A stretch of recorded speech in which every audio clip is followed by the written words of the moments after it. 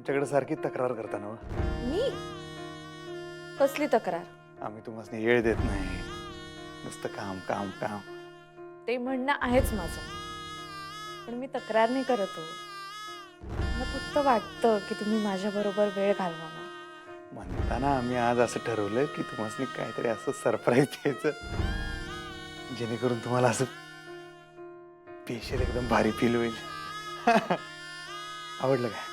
खूप खूप खूप करता तुम्ही माझ्यासाठी. उलट तुम्ही आमच्यासाठी करता मास्तरीन बाई, आणि लई करताय. आणि आम्ही तुमच्यासाठी येळ बी देऊ शकत नाही, हे काय बरोबर आहे काय? म्हणताना मला आज कॅन्डल लाईट डान्स बीज करू, गप्पा बिप्पा मारू जरा. Thank you thank you. मोस्ट वेलकम मास्तरीन बाई.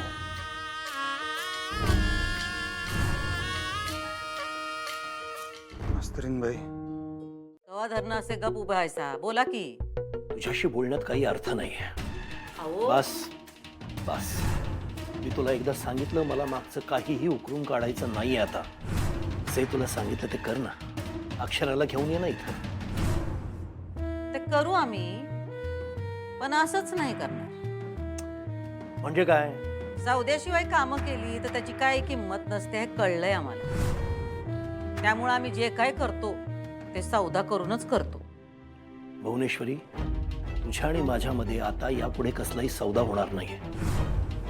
मी तुला काही देऊ शकत नाही. ठीक आहे, धन्यवाद धन्यवाद. इथून पुढे आमच्याकडे काय मागू बी नका. हे बघ, मी तुला आता काय बोलू नका.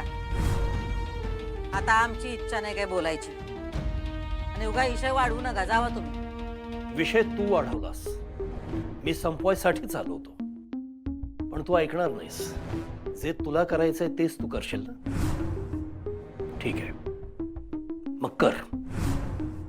जे तुला करायचं ते तू कर, आणि मला जे करायचंय ते मी करेन आता.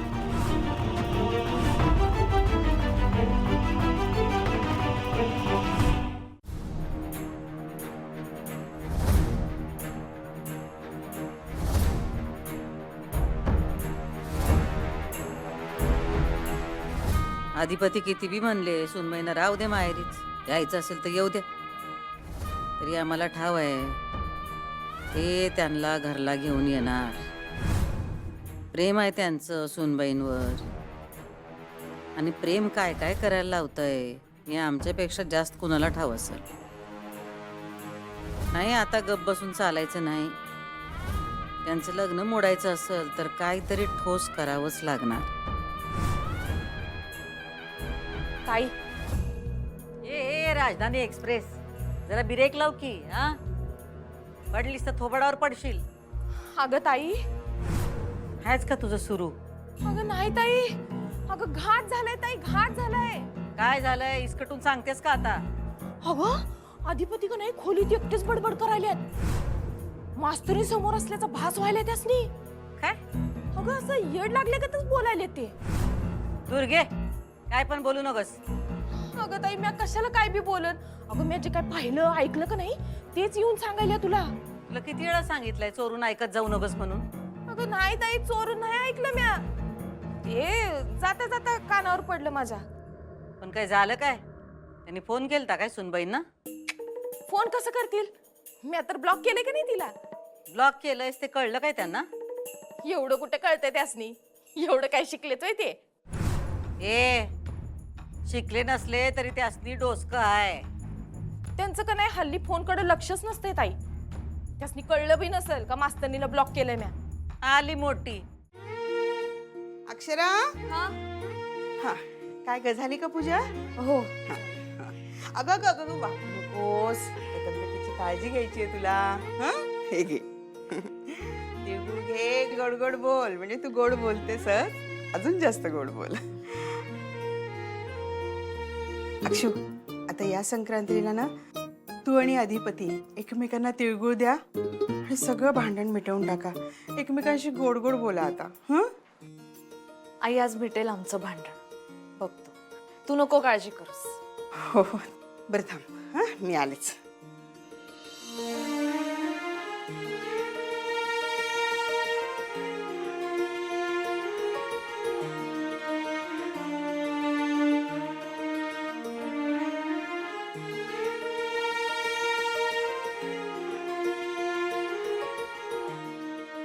अक्षरा हा हा हे बघ हा डबा आताच ठेव ना ते विसरशील. अगं आई हा केवढा मोठा डबा आहे.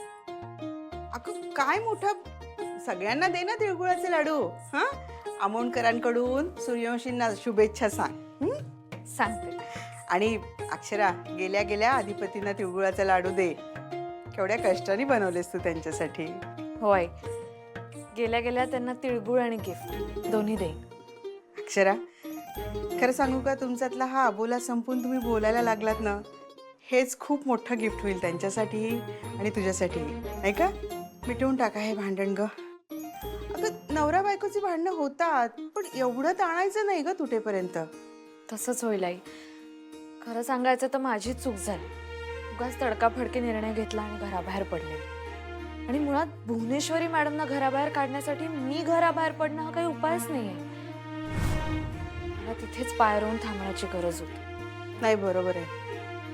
कसं असतं ना अक्षरा एखादी सिस्टीम बदलायची असेल ना तर त्या सिस्टीम मध्ये राहूनच ती बदलावी लागते. खरं आहे आई तुझं.